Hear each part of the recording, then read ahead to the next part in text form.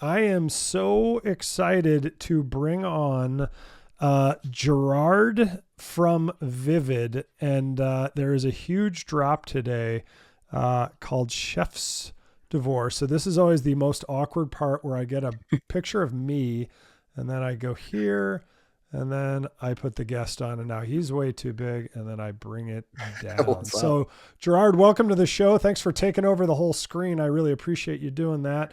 How you doing today, man? Thanks for coming on. We Gerard and I chatted this morning and I'm like, wait, you have a launch today. Let's just rip the Band-Aid off. Let's go. Let's do this. All for it. Yeah, it was quite funny to have this conversation and just jump on this a few hours after. Thank you so much for the invitation, guys. Congratulations for the show. I've been watching a few clips and you're doing a great job. So thank you so much. How are you? We appreciate you. Yeah, absolutely.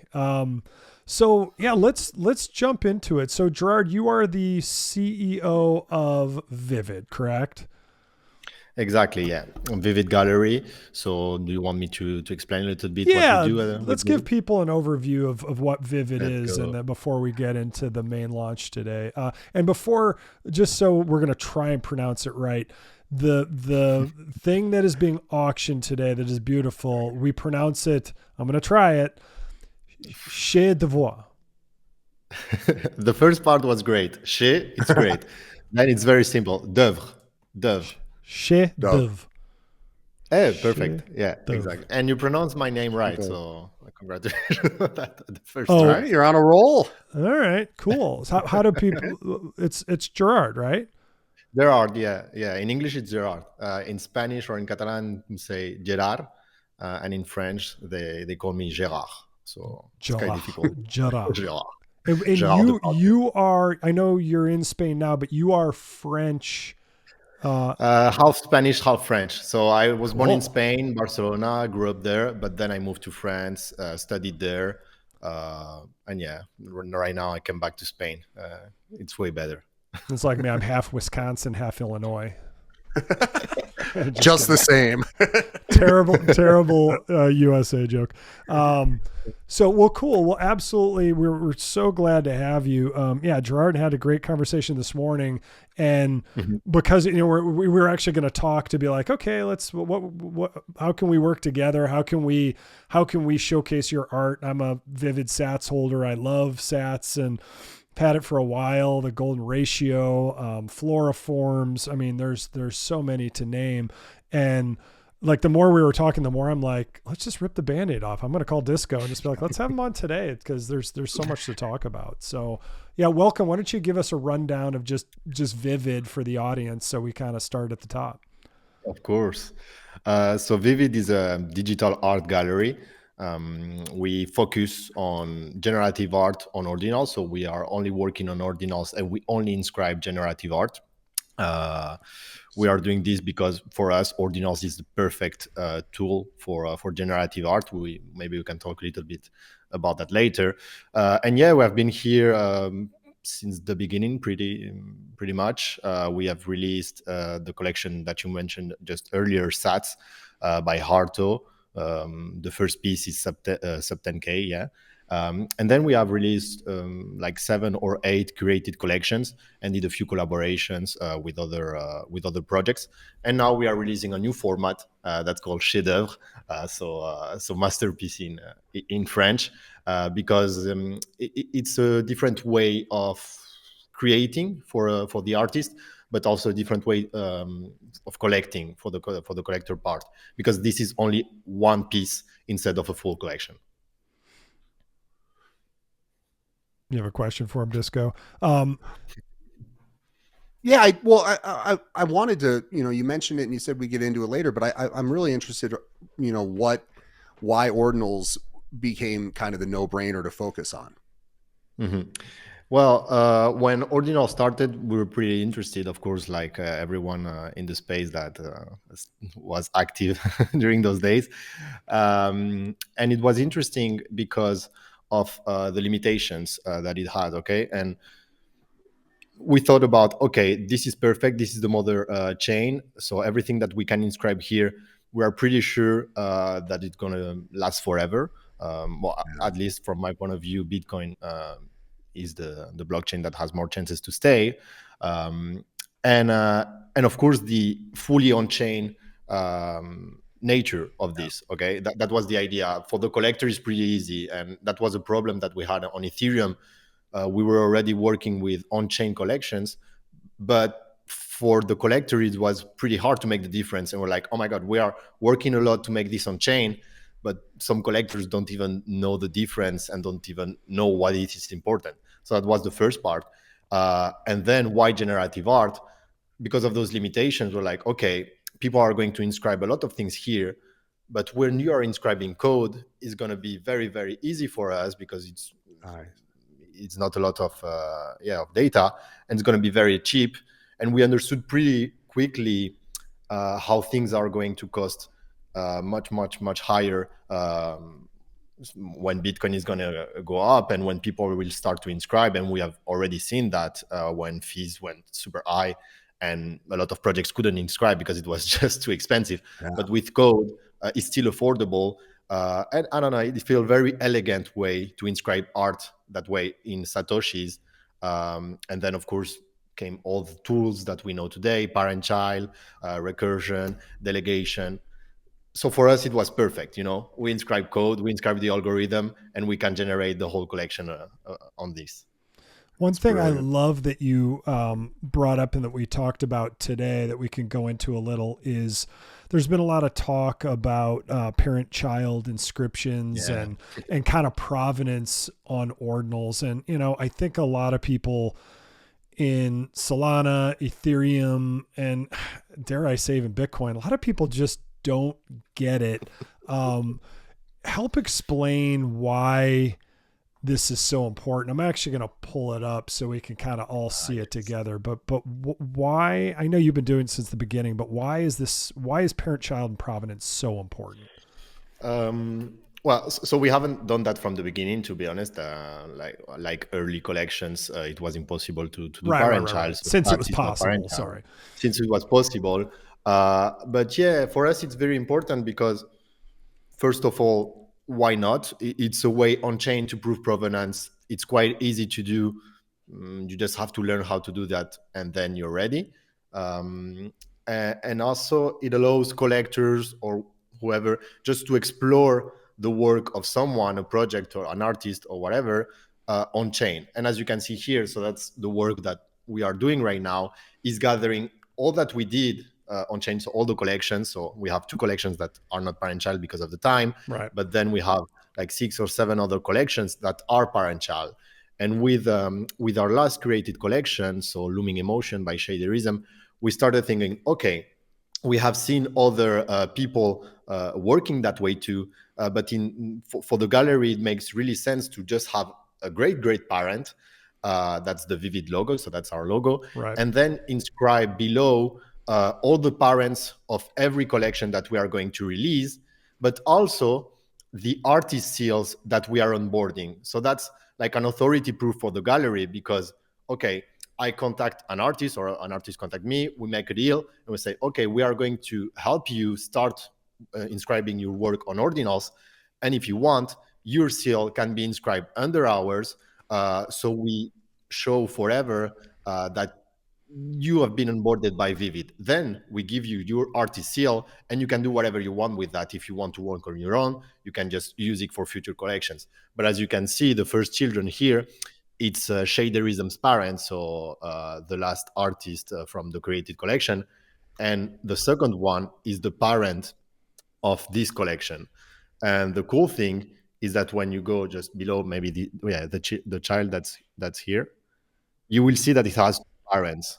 So this allows people to understand very visually, directly, that this has been a collaboration between Vivid, the gallery, and the artist. Right.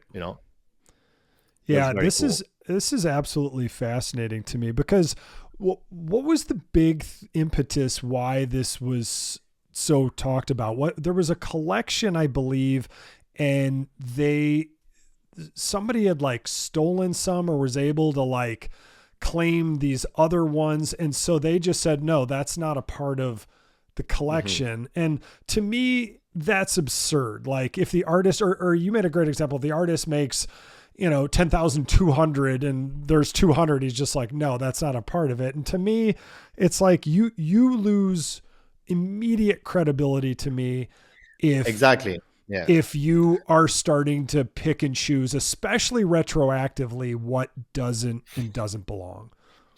Yeah, that's one of the big problems when you make change afterwards because, there's been a hack or there was a mistake, during the inscription, there was a piece that didn't work well, or we didn't inscribe it well. That's on chain. And that's the cool thing about the blockchain, that you need to be very, very serious about what you are inscribing, because it's your authority that's proven here. Sorry. Up. And so that's first. But what can also happen is that even if you have a parent, for example, and you inscribe 200 pieces, if you don't burn this parent, people are not sure that you are going to create more pieces of this collection. And that's the same thing if it doesn't have a parent. Maybe one day someone will create more and will say, yeah, this is part of the collection. And then what's your proof? What can you say about that?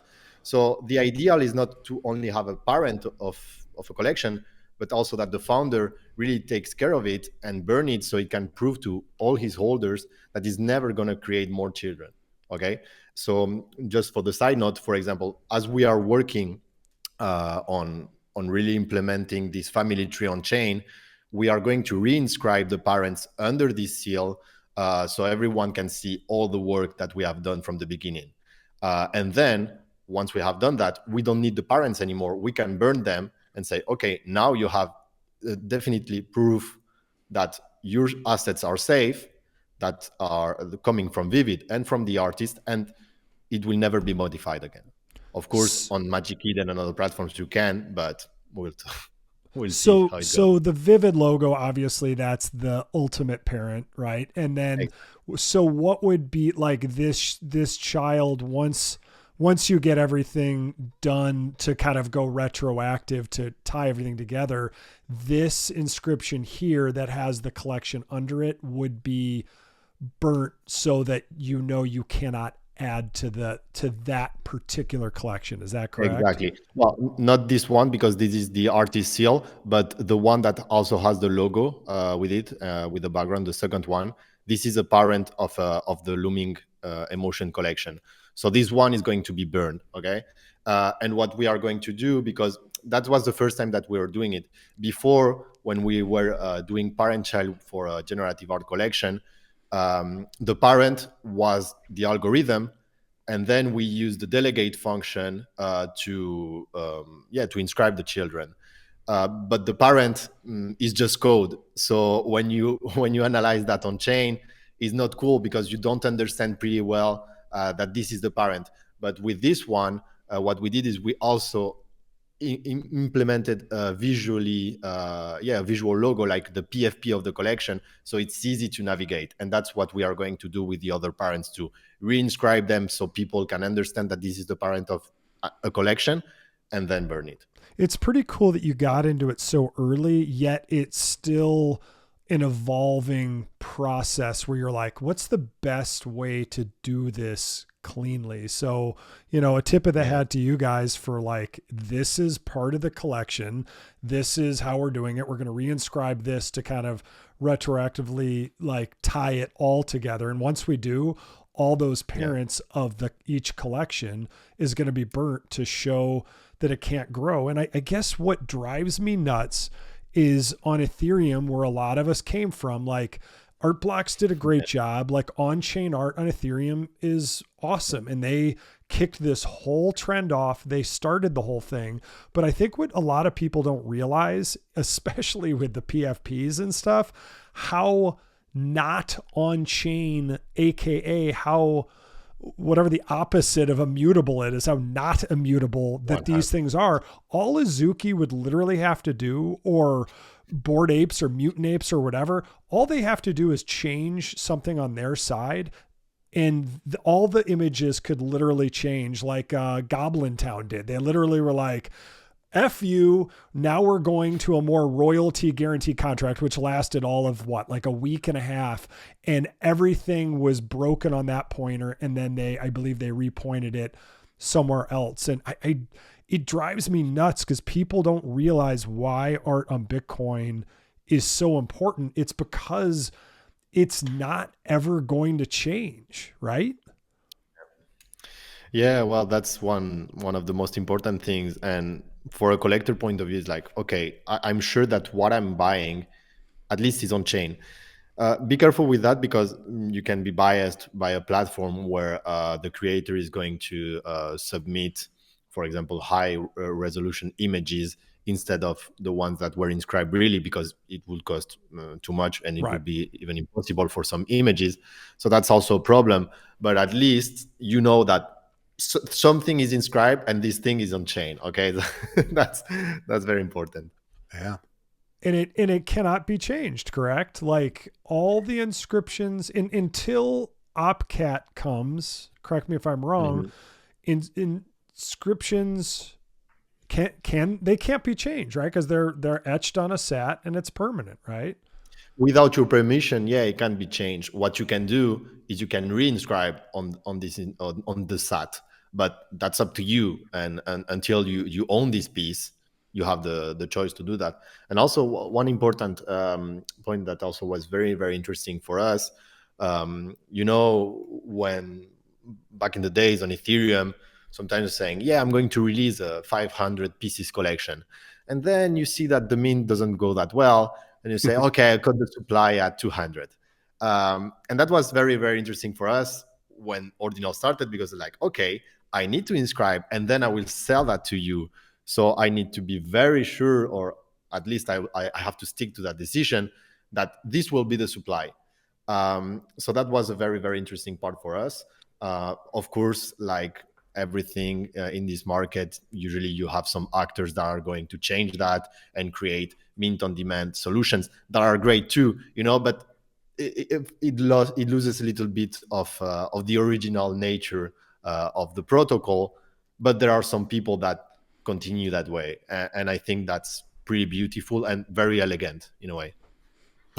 So do you spend a lot of time kind of advocating for a strategy with the artists that you're collaborating with, and be like, hey, this is, and how do those sort of conversations go when you're, kind of describing why you're doing what you're doing and why you're so, kind of passionate, and because you seem to really understand, the Ordinal ecosystem really well.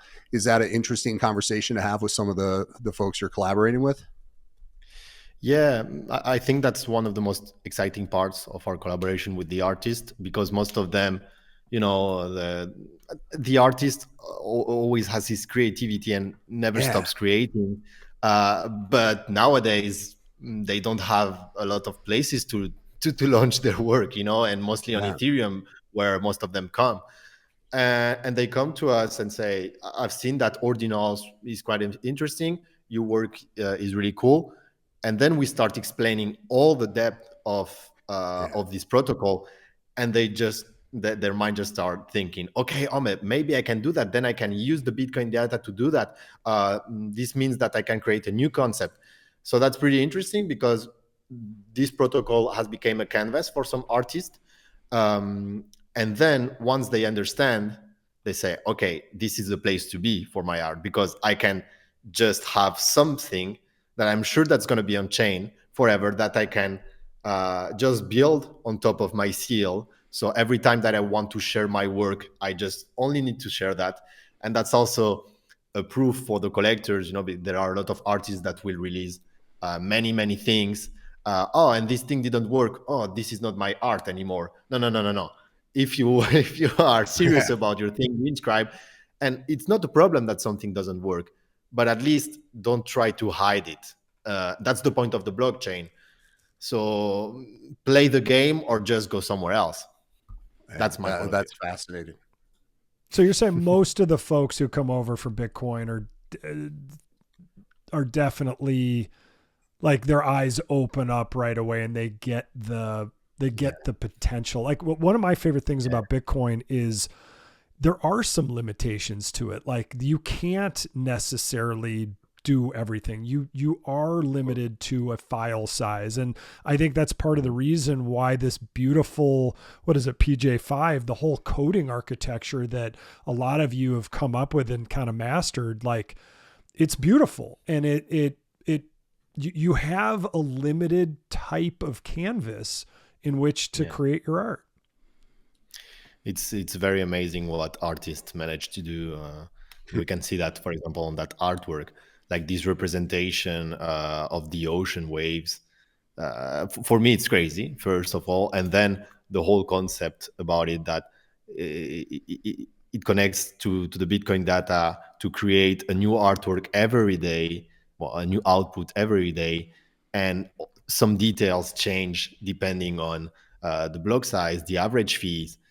So that's pretty amazing, because you come from a library, of course, that allow you to do a lot of things, but then you have the mind of an artist that's very creative and that also is very talented in development, because that's two things that are quite opposite in the general world, but here they mix up and it creates something awesome. Of course, there are some artists that will need a little bit of help of our team, for example, our developers that are only here to code, that are not very, very creative, but the artists say, I would like to do that. And they work together into creating this. So what I love about generative art and more on Ordinals, that is really a collaboration between a lot of people. Like it's very hard to do everything perfectly alone.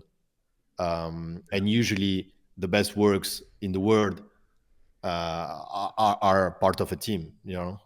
That's really cool. So basically what Vivid offers is the expertise and the help and the coders and obviously the marketing and everything that goes with it, but the expertise in helping people, especially who maybe the creators and artists who aren't as code savvy, to make and possibly have a better output than anyone could have imagined or any one person could have done.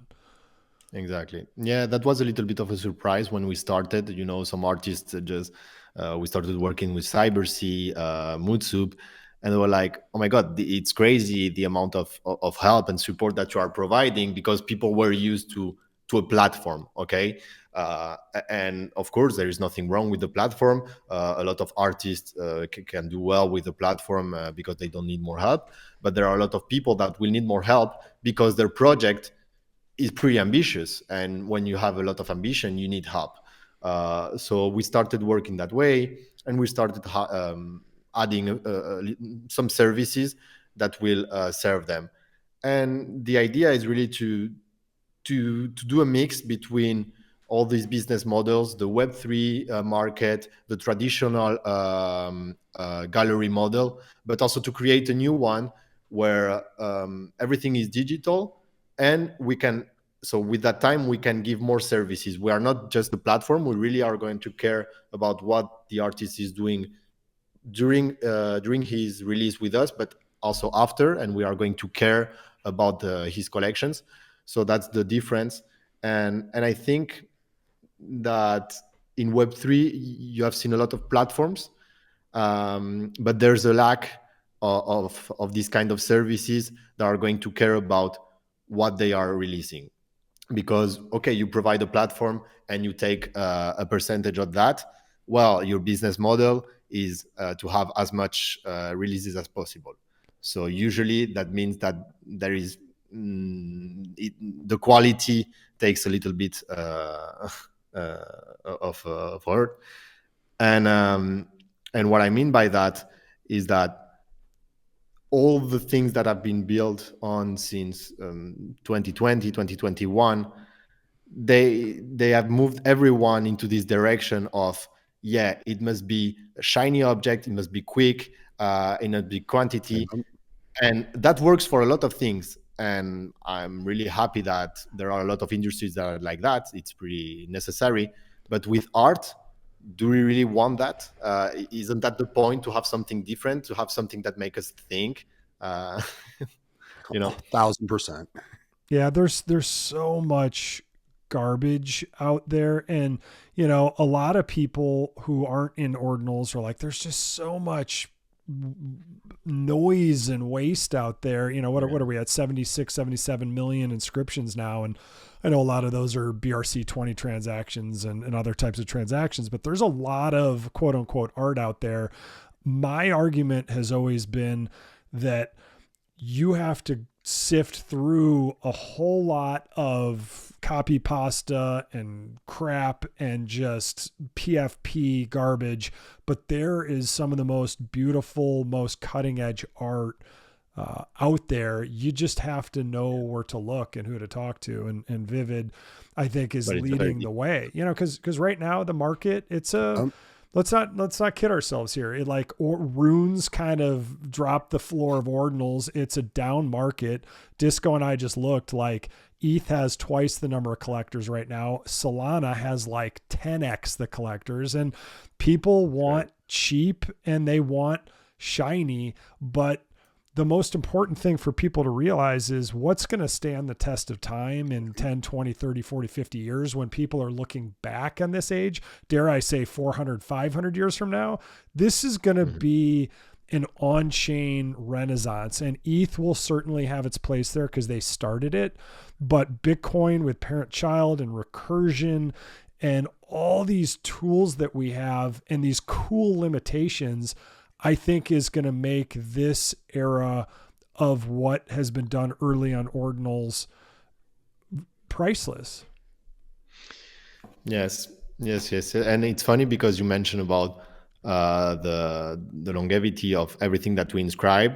And when you start thinking that way, I think that every founder should think that way, because you realize that, oh my God, this might be seen in 2K, 20K years by someone, and they will look at what I inscribe and they will judge it in a way. And how do you want to be remembered? Because you inscribe something just random, without taking the time, without even caring? Or do you want to be remembered because you did something great during that time? And when you start thinking that way, like, oh my God, okay, I will really, really focus on making the best job that I can do. Of course, taking into account the market, your personal conditions, but at least try to do your best. And that's the nature of the blockchain. That's what I love the most about it from the beginning. So I think people need to take that into account. Wow. That's very articulately put. And I think it's a perfect segue, Disco, into issue number 2 of Shadev. Did I say it right? Shadev. So this is the second installation of it. Let me pull it up here. So walk us through, maybe quickly, what is Shadev and Shadu? What is Shadu? And explain to people what it is, because Steven did to us, and my mind was blown at how cool it was. Well, so we started this format because of 3 main reasons. First, we wanted to create a new format that will allow artists to think in a different way and to think outside the box of the XXX pieces collection, and say, okay, here it's a different exercise. You will only inscribe one piece. So that's your algorithm, and you can do whatever you want with it. Then the second reason was, okay, we are receiving a lot of interesting projects, interesting algorithms from very cool artists, but we cannot release a collection every week, and the market cannot support that either too. But we don't have the team because we want to take the time to do things right. So yeah, that was the reason. And then the third reason was also to educate a little bit more people about how do you collect generative art, because some artists will say, yeah, I created a 5K pieces collection, so I made 5K artworks. And for me, that's not true. And for a lot of artists, that's not true, because it's not that easy of just changing the supply to say that you have created a ton of artworks. The art in generative art really resides in the algorithm. Then you choose on how to express the algorithm, how to visually represent it with different outputs or with other things that you can play with. So that was the reasons that we introduced this new format. And basically, it's pretty simple. The rules are only one piece, and you must show the potential of your algorithm with your creativity. You will have some artists that would say, okay, that's perfect. I wanted to release a 101 because it's an algorithm that represents something very, very specific, and I don't want it to vary, or the colors, whatever. I don't want. It's very specific. You will have artists that will say, I want to create X outputs and to represent that in the same inscription. That's what we did with the first chef-d'oeuvre. It's basically a render that will show you 542 outputs of the curated outputs of the algorithm. But then you can also have a lot of other options, like infinite outputs. But how do you play with that? In this new chef-d'oeuvre, it's a new output every day.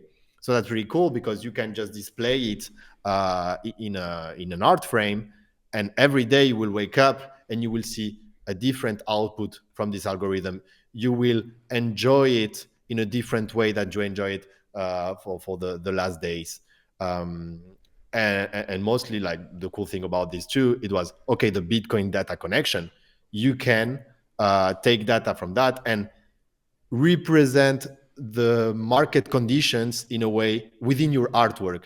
So here, of course, it was not the main purpose, but you can imagine CyberC is working on a project like that, where you will see if the market is bleeding or not in his artwork. Like, everything will go red if Bitcoin lost a lot of value, etc. So that's very, very interesting. Yeah. It's fascinating. So as you were talking, I'm pulling up the first of the Shadu aligned by Penzo and Maxwell. And again, like you said, this is one.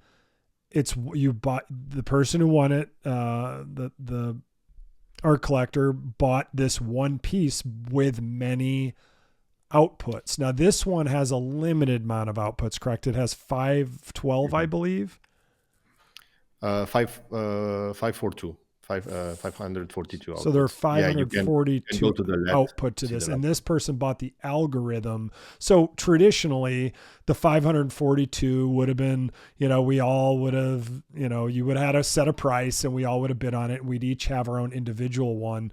What I love what you're doing with this, it just turns everything upside down on its head, especially in a kind of a crabby down ordinals market. Like, let's treat this whole thing as almost a living, breathing, organic, algorithmic structure in its own. And one person can buy this beautiful piece of art and go through it themselves, rather than having each individual piece owned by different people. Both are super cool and interesting, but I think especially in the market we're in, I love the elegance of this solution. And to me, it just says Vivid, like you said, is you're here for creativity, for art for the sake of art, not just for the next shiny thing and be like, hey, let's pump a new mint. Let's do this. Let's do that. So I really love what you guys are doing, and I respect it a lot. Thank you so much. Just say something very interesting about the elegant way of owning an individual piece. And when we thought about this format, it was also important to think about institutions and museums. And when I talked with some people working there, and I started onboarding them to generative art, they were like, yeah, super cool, but I don't want to own a piece from a 200 pieces collection. If possible, I will rather own the entire algorithm, because for them it made more sense, because you want really to share that with a lot of people that you don't know, and maybe will undervaluate the price of this of this algorithm. No, you don't want that.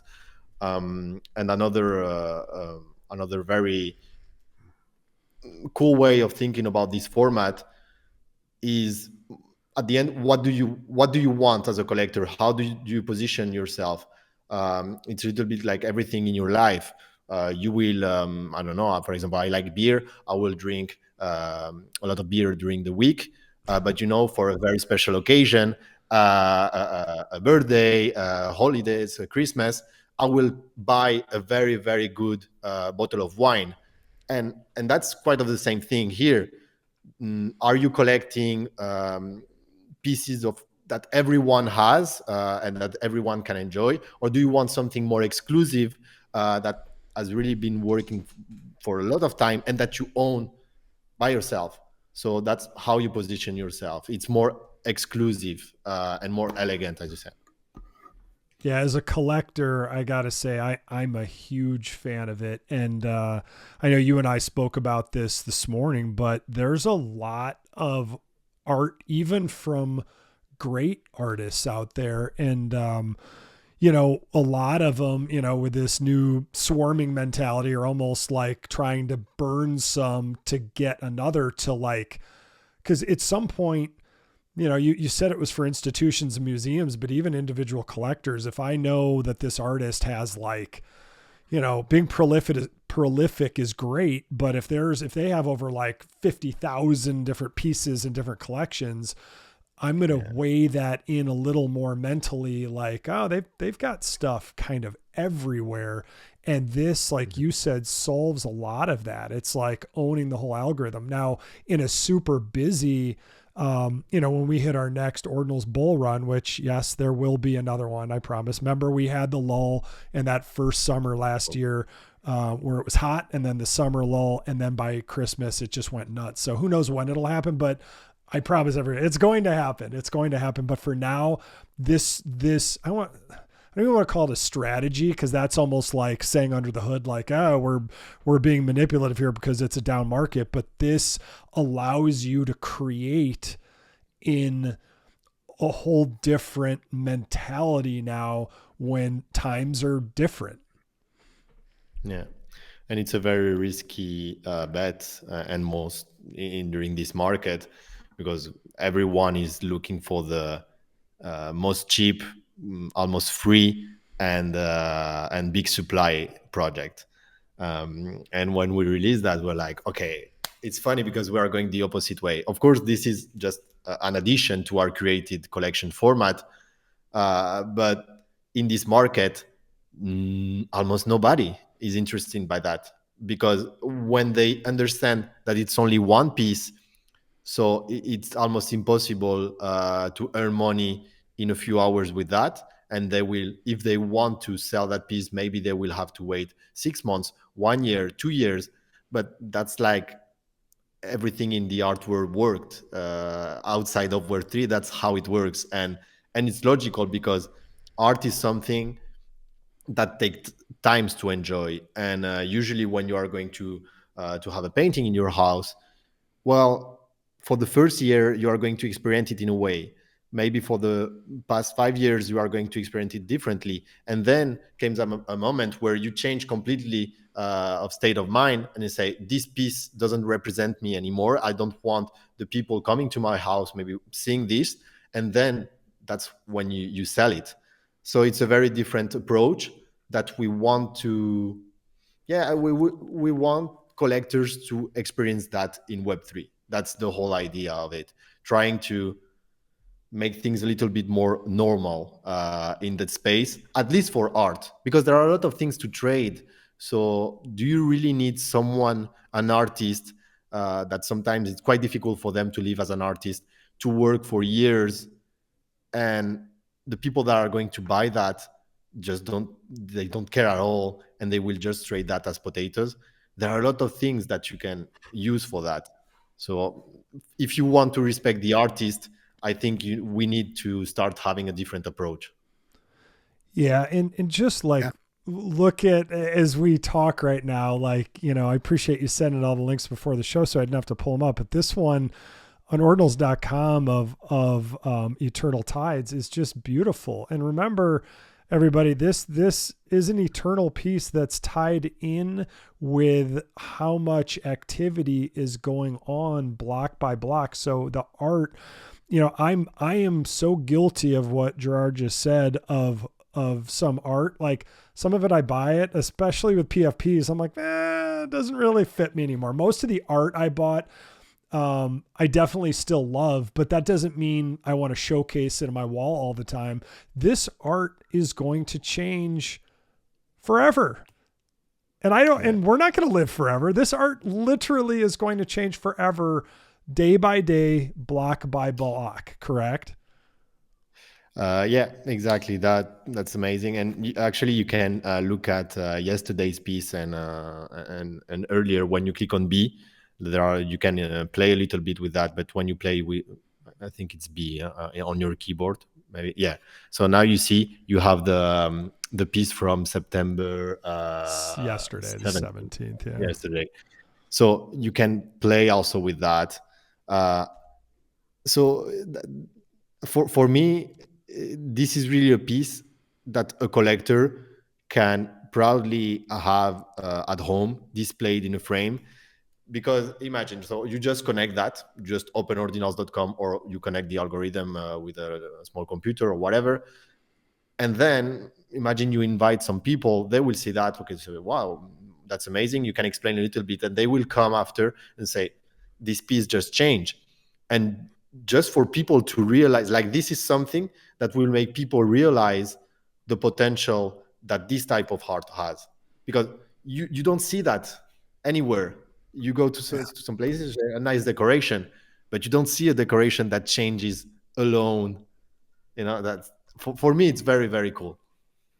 Oh, absolutely. Yeah, and it's a surprise. Like that's the coolest part is the evolution. It's not like you're going to predict what it's going to look like. So you get a unique experience. Pretty much every time you interact with that in your collection, however it's displayed. Go into a little detail about how about the blocks and the block height and the block activity, how it determines. Does it determine color? Does it determine speed of wave, shape? How does that work? Okay, so I don't want to say any mistake, so I will check on the website what the artist really did with that. Give me a sec. And if you don't know off the top of your head, don't worry, but at least what things it's tied to, because I can see down here while you're checking. Well, the number of waves is going to change. Okay, so I have the information here. The number of waves is going to change with the block size, so reflecting the volume of transactions. So the more transactions there are, the more waves you're going to see. The primary colors also, they are related to block size. So that's going to depend on the activity. So that's very cool. The temper changing on the average gaze fee, and the wane shader. So that's influenced by gas fees or network activity, symbolizing the energetic flow within the blockchain network. So those are going to be the small details that you are going to see at the end. For example, the waves is very clear. You can see that. And this is going to change very often. So that's why sometimes during the day, your piece might look a little bit different if you look in detail. So that's also a cool part of the artwork, because you're going to have a main artwork during a day, but it will change a little bit. Yeah, it's so cool. So there's a big change roughly every day, but within the day, obviously you got to block roughly every 10 minutes. As those block sizes change, you'll get subtle changes to all of the variable and inputs that you had just mentioned to make for subtle changes even throughout the day. Oops, sorry. Yes, exactly.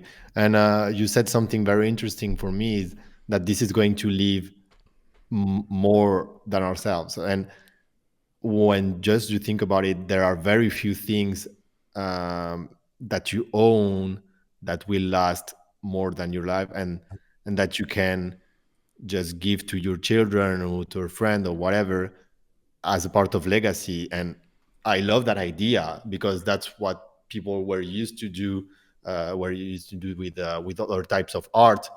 And here, just telling that story, for me, it creates a better experience for the new collectors. Say, okay, now you are getting something that I've been enjoying for years or in my entire life. And yeah, I don't know if people will be able to say that about a lot of things that we see today on chain. I'm not sure about that. That's very well said. Yeah, I mean it's beautiful. I mean, think about traditional art. Like you've got a whole group of people who literally are a small group of people who touch up the art to keep it lasting as long as possible. Obviously, you put it behind glass, humidity control, and all that stuff. But this is the first time, that it has the potential for art to be eternal, which is it's almost impossible to wrap your head around. Now, obviously, we're dependent on a couple of variables like civilization, like electricity, but as long as there is someone mining, and securing the network somewhere, the chain will go on. So, let's say the whole power grid of the world goes out. Somebody is going to be on hydroelectric or volcano or something that keeps Bitcoin going. And I know what are they talking about now? Like space miners and stuff like that, which that one creeps me out. But again, the thought of eternity is almost like now we're talking about things that add to how you perceive art. Mm-hmm. Yeah. And it's funny that you mentioned eternity because, and you mentioned the limitations, because actually we're working on our next curated collection, and the idea is to go way that what if even the blockchain is not here anymore? What if the civilization die? How can we make sure that this art collection is going to last anyway? So that's going to be the theme of the next created collection. It's going to be pretty funny, a very cool experience. I can't wait to tell more about that. Well, this time we'll plan better ahead of time, and won't be like, "Hey, how about you come on in now?" Because you have this launch, and I want to get into launch. So, is this going to be a part of the Chez Du collection, or this is separate? The new one is going to be a curated collection because it really makes sense for the concept that there is a collection and that this collection is diluted between a lot of people. Of course, I can't tell more about that, but it makes sense and it's whole part of the concept. So it will be a full collection, and it's going to be very, very interesting, a nice experience for everyone. And that's what we want to do at Vivid. We want to give this very special bottle of wine that you will buy maybe once a year experience. So we are targeting real collectors in a way that care about art. That's our target. But of course, we are not only doing small supply collections or chef d'oeuvre. We're also trying to onboard as many people as possible in generative art through collaborations. For example, we worked with Harto, the Belvedere, and an artist on a project that's called Forms. It was a 10K piece collection, right? And we did that really for the culture. How can we give everyone that we know a little piece of generative art, so maybe they will take the time to explore a little bit more.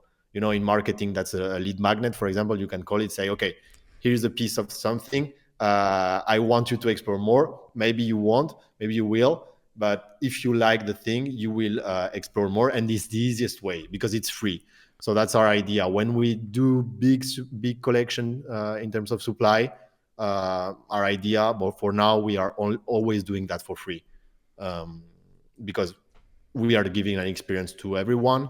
And maybe they will collect a chef d'oeuvre or a created collection of ours.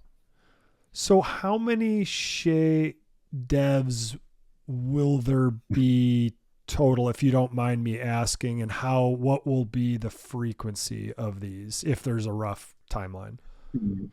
The objective is to do one every 2 weeks. So that's the optimistic objective. It's going to depend, of course. Well, if we finish the work with the artist, if it's ready, we don't want to rush things just to stick to a frequency or a format. We don't like that. But yeah, the idea is one every 2 weeks, and we'll see how far it goes. And that's funny. I was just telling you on DM, just imagine the value of these pieces if you put that in contrast with other collections. I know, for example, most of our collections are between zero point zero 0.01 Bitcoin in terms of floor price, and a lot more for other collections that are pretty high. So that's one piece of a full collection that has 100, 400 pieces in the collection. Here, you have a unique piece that's part of a collection in a way, because they are all inscribed under the chef-d'oeuvre seal, and they are in the same Magic Eden collection as well.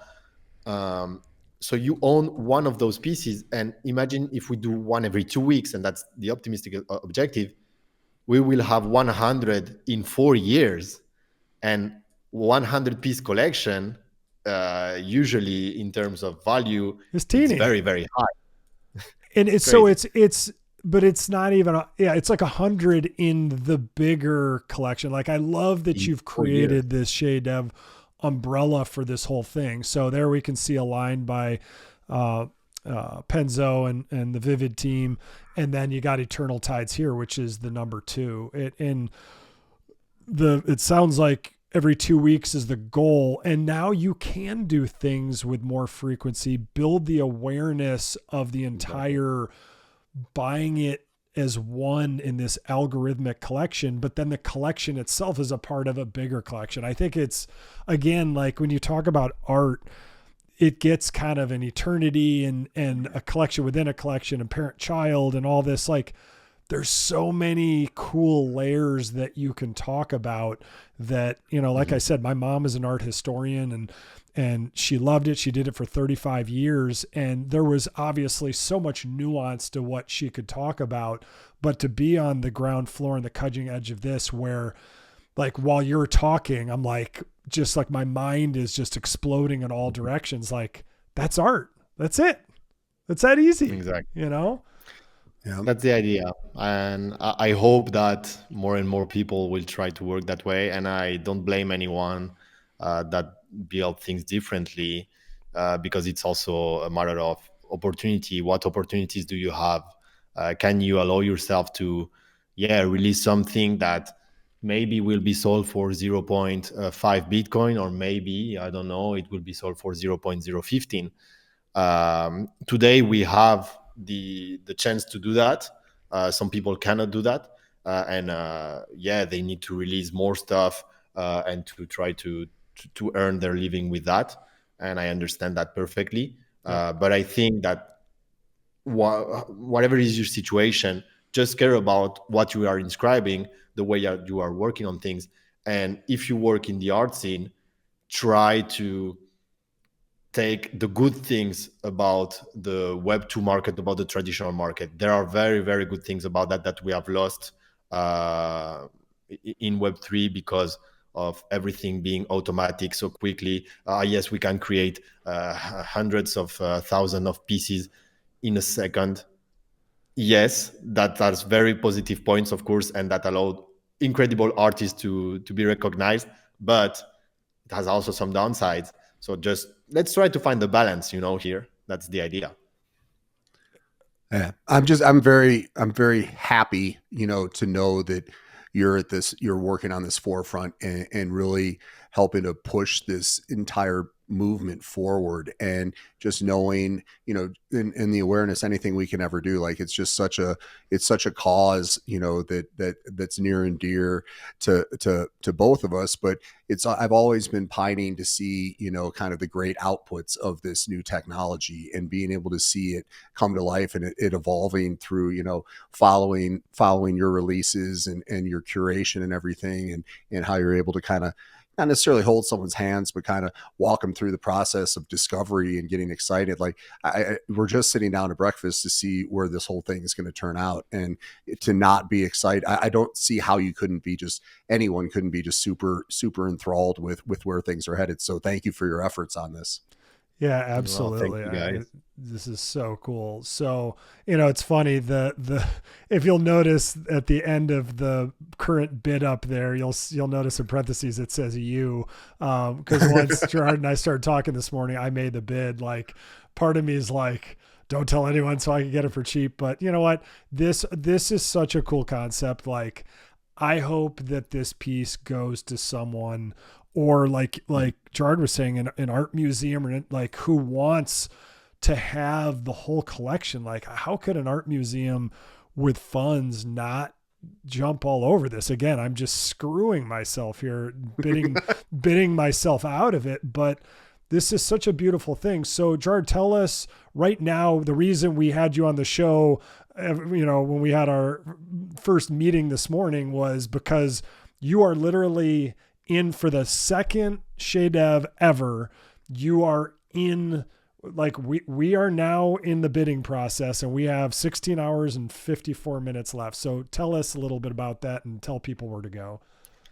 Exactly. Yeah. Thank you so much. Well, first of all, thank you guys for the awareness, because that's, I think, the most important part of this whole market. People need to know about the good founders, the good builders, or at least that people are trying to do their best. Well, right now, we started the auction like 7 or 8 hours ago. And yeah, it's going to last 16 more hours. So that's your window to bid and to get this amazing artwork. So it's on Magic Eden. You will see it on the launchpad with our logo Vivid, or maybe I'll also share the link. Yeah, exactly, this one, Vivid Shadow. So you can bid it. For me, I feel sometimes I feel sad when we are starting this format, and I knew that at the beginning. Very few people will understand the value. Very few people will bid because of the market. But we want to continue releasing these pieces because for us it's super fun experience, and the artists are really enjoying that, and they are building something, and they are releasing something, and they are not just waiting for what everyone is waiting. Guys, show that you also care about your work and release things even if the market is not here, because that's how we are going to reanimate things. But yeah, sometimes I feel a little bit sad because the first people that are going to release maybe are going to sell their art way cheaper than the real value, or that the potential value of these pieces are going to get in 6 months, 1 year. But the funny thing is that artists, at least when I talk to them, they don't care that much because at least we are doing things right, and they are getting the recognition that they deserve, because they know that the person that will bid on this and will win the auction is someone that cares, someone that took the time to check what this was about. And for most of the artists, that's the most important thing. Of course, you need to live, you need money to live, but to know that people are really caring about what you just did is very, very important too. So I'm very surprised that a lot of artists want to release in this format, even knowing that it might not be the sale of the year. I seriously think that it will be one day, because when people will realize we just need 5 collectors that will fight over it because they love the piece, to make this up to 0.51 Bitcoin, who knows? And it has this kind of value. So I think that we will get to that. But for now, it's super cheap. So everyone that likes generative art, just put a bid on this. Like it's free, literally free. Yeah, I mean, 5 collectors, or like you said, 5 museums, or like bigger groups. Like to me, if I was a museum and curating art, I'd be like, oh, we can own like the whole output and algorithm. Like it's to me, it speaks volumes of what it's such a representation of this space and how it's evolving and kind of what it's become. But like you said, you don't own one of 512 autoglyphs or, chromie squiggles or whatever. Like those, don't get me wrong, are super cool, but like you own all the outputs, dude. So like to me, it's like, what are you waiting for? Well, thank you so much for coming on the show. This has been, like I said, Disco and I love to deep dive into things that we're passionate about and we love. And this was no exception. And it's just cool to see with literally no preparation from any of us on any side. And we just have a conversation about our shared love of art and what you guys are creating over at Vivid, how, compelling the show is. And that's not an egotistical statement. It's interesting to me, and to Disco and hopefully to you. And that's all that matters. Right. Cause this space, people will catch up. Shiny things, like you mentioned earlier, can only be like, they're only so shiny for so long. People go on and to other ones. And then eventually you get so burned or you're so sat poor, you start realizing like, I'm either going to stack sats and buy art or, I'm going to get washed out anyway. So, thank you for coming on here. Disco, do you have any other questions for Gerard before we take this out? I could keep going for hours and hours, but I have a lot of notes and homework and things to, think about. And that's what the ultimate outcome from having these conversations really is. So again, I genuinely appreciate your efforts in what you're doing. And I think that, history is going to look back at this as like, you were really, pioneering something that will have significant impact and you should be really proud of it. So thank you again. Thank you so much, guys. It means a lot, actually. It really means a lot. Well, if some people in the audience know a very good collector, I invite you to just send them the link and maybe they will explore a little bit and bit on that. Thank you so much, guys. I hope that I can come back in the future. It has been a great pleasure and I can't wait to see my clips on your profile. Yeah. And, I would say to collectors out there too, or people who aren't, share this video with them. Cause once it's on the timeline, like have people watch this, because getting more into the art and telling the stories, I think is what really brings it alive. And I think for me, it's like every time I do a show, like, I'm like, I want to buy this. I want to own this, like, it's like, I'm a personalized FOMO creation machine. I talk stuff up and have so much fun with it and learn so much about it that I'm like, I've got to be the one that owns this, which is probably a recipe for being broke, but Sats broke, art rich. So Gerard, thank you so much. Everybody, none of this was financial advice. I promise you, we're not traders. We always buy high and sell low. So nothing in here is financial advice. But we love what we do. Tell your friends. Independent media is awesome. And so are art folks like Vivid, who are pushing this in an entirely new and better direction. So Gerard, thank you and take care, everybody. Thank you so much, guys. Bye-bye. Thanks.